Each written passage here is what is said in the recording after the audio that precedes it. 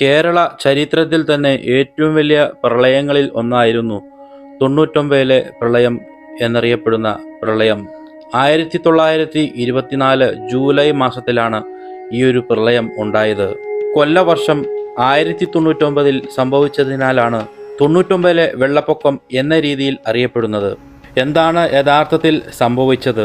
അന്ന് ഏത് തരത്തിലാണ് ആ ഒരു പ്രളയം പഴമക്കാരെ ബാധിച്ചത്? പ്രായം ചെന്ന പലരുടെയും ഓർമ്മകളിൽ നിന്നും നമ്മൾ കേട്ടറിഞ്ഞ അറിവുകളൊക്കെയാണ് ഇന്നത്തെ വീഡിയോയിലൂടെ ഞാൻ പങ്കുവയ്ക്കാൻ പോകുന്നത്. അന്നത്തെ ആളുകൾക്ക് നിരവധി നഷ്ടങ്ങളുടെ കണക്കുകൾ തന്നെ ഉണ്ടായിരുന്നു പറയാൻ.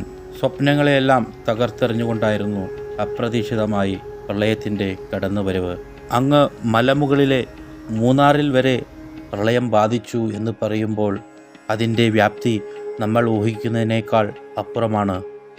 തോരാതെ പെയ്ത മഴ, 3 ആഴ്ചയായി തോരാതെ പെയ്ത മഴയാണ് ഈ ഒരു അതിശക്തമായ പ്രളയത്തിലേക്ക് നയിക്കാനുണ്ടായ പ്രധാന കാരണമായി പറയപ്പെടുന്നത്. കേരളത്തിലെ മിക്ക ഭാഗങ്ങളും അന്നത്തെ വെള്ളപ്പൊക്കം ബാധിക്കുകയുണ്ടായി. ഏറ്റവും കൂടുതൽ ബാധിച്ചത് ഇന്നത്തെ മധ്യ കേരളത്തെ തന്നെയായിരുന്നു. എറണാകുളം, തൃശ്ശൂർ, ആലപ്പുഴ, കോട്ടയം, ഇടുക്കി അങ്ങനെ എല്ലാ ഭാഗങ്ങളും ദിവസങ്ങളോളം വെള്ളത്തിൽ മുങ്ങിക്കിടന്നു.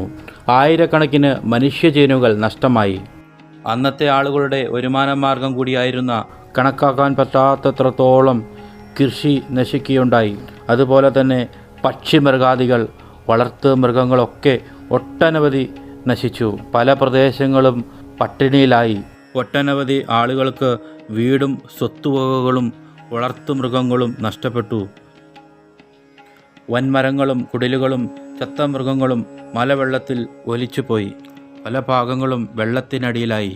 ചിലയിടങ്ങളിൽ വലിയ തെങ്ങിൻ്റെ അത്രയ്ക്കും പൊക്കത്തിൽ വെള്ളം കയറി. മനസ്സും ശരീരവും തളർന്ന പല ആളുകളും ഉയരമുള്ള സ്ഥലങ്ങളിലേക്ക് കയറി നിന്നു. മഴയെയും കാറ്റിനെയും എല്ലാം അതിജീവിച്ച് തണുത്ത് വിറങ്ങലിച്ച ശരീരവുമായി കുറച്ച് ആളുകൾ പുതു ജീവിതത്തിലേക്ക് തിരികെ വന്നു. ജൂലൈ 17 മഴയുടെ തുടക്കം. 3 ആഴ്ചയോളം തുടർച്ചയായി പെയ്ത മഴ തകർത്തത് നിരവധി സ്വപ്നങ്ങളെയായിരുന്നു. മഴ മാറിയതിന് ശേഷവും ദിവസങ്ങളോളം എടുത്തു പിന്നെയും വെള്ളം ഇറങ്ങിപ്പോകുവാനായിട്ട്. ഓലയും പനയും മണ്ണും കൊണ്ടുണ്ടാക്കിയ പല കുടിലുകളും മലവെള്ളത്തിൽ ഒലിച്ചുപോയി. പുഴകളും തോടുകളും വഴിമാറി ഒഴുകി. റോഡുകൾ ഇല്ലാതായി. കിണറുകളും കുളങ്ങളുമെല്ലാം അപ്രത്യക്ഷമായി. വൻമരങ്ങൾ കടപുഴകി വീണു. എക്കലും ചെളിയുമടിഞ്ഞ് രൂപം നഷ്ടപ്പെട്ട പട്ടണങ്ങളും ഗ്രാമങ്ങളും പൂർവ്വസ്ഥിതിയിൽ എത്താൻ വർഷങ്ങൾ എടുത്തു. ചില ഗ്രാമങ്ങൾ അങ്ങനെ തന്നെ ഇല്ലാതായി. മധ്യ കേരളത്തെ വെള്ളപ്പൊക്കം ഇത്രയധികം ബാധിക്കാനുണ്ടായ കാരണം മഴയ്ക്കൊപ്പം പെരിയാറ്റിലുണ്ടായ വെള്ളപ്പൊക്കം കൂടിയാണ്. പെരിയാറിൻ്റെ കൈവഴികളിലൂടെയുള്ള വൃഷ്ടിപ്രദേശത്തായിരുന്നു മഴ കൂടുതൽ പെയ്തിറങ്ങിയത്. അന്ന് പെരിയാറിൽ ആകെയുണ്ടായിരുന്ന ഡാം മുല്ലപ്പെരിയാർ മാത്രമാണ് താനും. കൈവഴികൾ പെരിയാറിനെ വെള്ളം കൊണ്ട് നിറച്ചപ്പോൾ മധ്യ കേരളമാകെ പ്രളയക്കെണിയിൽ അമർന്നു. ആ പ്രളയം തകർത്തു കളഞ്ഞത് ബ്രിട്ടീഷുകാർ പടുത്തുയർത്തിയ മൂന്നാർ പട്ടണം കൂടിയായിരുന്നു. ഇംഗ്ലണ്ടിലെ നഗരങ്ങളുടെ മാതൃകയിൽ നിർമ്മിച്ച അവരുടെ അഭിമാന സ്തംഭമായിരുന്നു മൂന്നാർ എന്ന സ്വപ്ന സാമ്രാജ്യവും. അവിടെ അവർ വർഷങ്ങൾ കൊണ്ട് ഉണ്ടാക്കിയെടുത്ത സൗകര്യങ്ങളും ദിവസങ്ങൾ കൊണ്ട് ഒലിച്ചുപോയി. മലവെള്ളത്തോടൊപ്പം കുതിച്ചെത്തിയ പാറകളും വൻമരങ്ങളും പട്ടണത്തെ തുടച്ചു നീക്കിയതോടൊപ്പം 100-ൽ പരം ജീവനുകളും എടുത്തു. സമുദ്രനിരപ്പിൽ നിന്നും 6000 അടി ഉയരത്തിലുള്ള മൂന്നാറിനെ ഈ പ്രളയം എങ്ങനെ ബാധിച്ചു? പലരും അത്ഭുതപ്പെടാറുണ്ട്. പെരിയാറിൻ്റെ കൈവഴിയായ മുതലപ്പുഴയാറ്റിലുണ്ടായ വെള്ളപ്പൊക്കമായിരുന്നു അതിന് കാരണം. ശക്തമായ മഴയെ തുടർന്നുണ്ടായ ഉരുൾപൊട്ടലിൽ ഇടിഞ്ഞു വീണ പാറകളും ഒഴുകിയെത്തിയ മരങ്ങളും ചേർന്ന് മാട്ടുപ്പെട്ടിയിൽ 2 മലകൾക്കിടയിൽ പ്രകൃതിയാൽ രൂപം കൊണ്ട അണക്കെട്ടായിരുന്നു വില്ലനായി മാറിയത്. മഴ കനത്തപ്പോൾ സ്വയം തകർന്ന ഈ അണക്കെട്ടിലെ വെള്ളവും ഒഴുകി വന്ന മണ്ണും പാറയും മരങ്ങളുമാണ് മൂന്നാറിനെ തകർത്ത് കളഞ്ഞത്. ദിവസങ്ങൾക്ക് ശേഷം വീണ്ടും ഒന്നുകൂടി ഇത് ആവർത്തിച്ചപ്പോൾ മൂന്നാർ പട്ടണം തന്നെ ഇല്ലാതായി. ആ ജൂലൈ മാസത്തിൽ മാത്രം മൂന്നാർ മേഖലയിൽ 485 സെൻറ്റിമീറ്റർ മഴ പെയ്തു എന്നാണ് സായിപ്പിൻ്റെ കണക്കുകൾ പറയുന്നത്. മൂന്നാറിൽ അന്ന് വൈദ്യുതിയും ടെലഫോണും റെയിൽവേയും റോപ്വേയും വീതിയേറിയ റോഡുകളും വിദ്യാലയങ്ങളും മികച്ച ആശുപത്രികളും ഉണ്ടായിരുന്നു. പ്രളയം തകർത്ത് കളഞ്ഞത് അതൊക്കെ കൂടിയായിരുന്നു. കുണ്ടലവാലി റെയിൽവേ എന്നറിയപ്പെടുന്ന മൂന്നാറിലെ നാരോ ഗേറ്റ് റെയിൽവേ ലൈനുകളും സ്റ്റേഷനുകളും പ്രളയം പൂർണ്ണമായി തകർത്തു കളഞ്ഞു. റെയിൽപാളങ്ങൾ ഒലിച്ചുപോയി, പാലങ്ങൾ തകർന്നു, കെട്ടിടങ്ങൾ ഉപയോഗശൂന്യമായി, തേയില ഫാക്ടറികൾ തകർന്നടിഞ്ഞു. തേയില കൊണ്ടുപോകുവാനായി 1902 സ്ഥാപിച്ച റെയിൽവേ പാത മൂന്നാറിൽ നിന്നും മാട്ടുപ്പെട്ടി കുണ്ടള വഴി തമിഴ്നാടിൻ്റെ അതിർത്തിയായ ടോപ്പ് സ്റ്റേഷൻ വരെയായിരുന്നു. മൂന്നാറിലെ തേയില ടോപ്പ് സ്റ്റേഷനിൽ നിന്നും റോപ്പ് വേ വഴി തമിഴ്നാട്ടിൻ്റെ ഭാഗങ്ങളിൽ എത്തിച്ചു അവിടെ നിന്നും തൂത്തുക്കുടി തുറമുഖത്ത് എത്തിച്ച് കപ്പൽ വഴി കയറ്റി അയക്കുന്ന രീതിയിലായിരുന്നു കാര്യങ്ങൾ.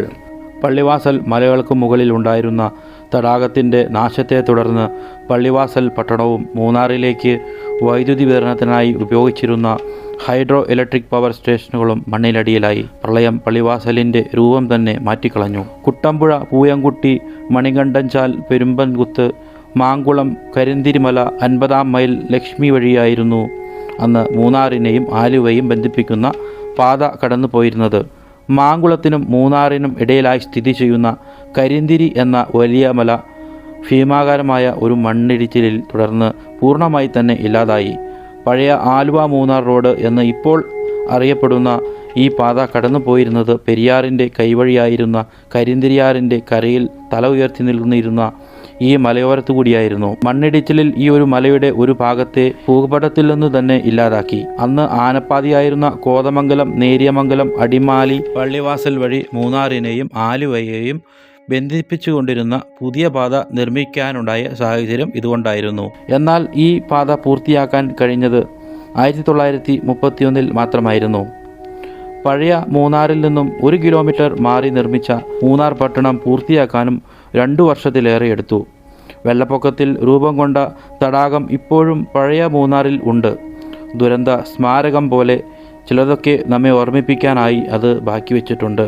പ്രളയം മായ്ച്ചു കളഞ്ഞ അതിരുകളും അടയാളങ്ങളും മാത്രമല്ല, ചരിത്രം തന്നെയായിരുന്നു. കേരളത്തിൻ്റെ പ്രധാന ചരിത്ര രേഖകളും നശിച്ചു പോയത് ഈ പ്രളയത്തിൽ ആയിരുന്നു. പല പുരാതന ക്രിസ്ത്യൻ പള്ളികളിലും ഇന്ന് അവശേഷിക്കുന്ന ചരിത്രരേഖകൾ 1924 ശേഷമായത് ഈ ഒരു കാരണം കൊണ്ടാണ്. പ്രളയം മാറ്റിവരച്ച ഭൂപടങ്ങൾ ലോകത്ത് പലയിടങ്ങളിലും ഉണ്ട്. കേരള ചരിത്രത്തിലെ ഒരു പ്രധാന അധ്യായമായതുകൊണ്ടാണ് ഇതിനെ 99 വെള്ളപ്പൊക്കം എന്ന് ഇപ്പോഴും നമ്മൾക്കിടയിൽ പറയുന്നത്. 99 വെള്ളപ്പൊക്കത്തെക്കുറിച്ചുള്ള ഇന്നത്തെ വീഡിയോ നിങ്ങൾക്ക് ഇഷ്ടമായെങ്കിൽ ലൈക്ക് ചെയ്യുക, കമൻറ്റ് ചെയ്യുക. ഈ ചാനൽ ഇതുവരെ സബ്സ്ക്രൈബ് ചെയ്യാത്തവരാണെങ്കിൽ ഒന്ന് സബ്സ്ക്രൈബ് കൂടി ചെയ്യുക.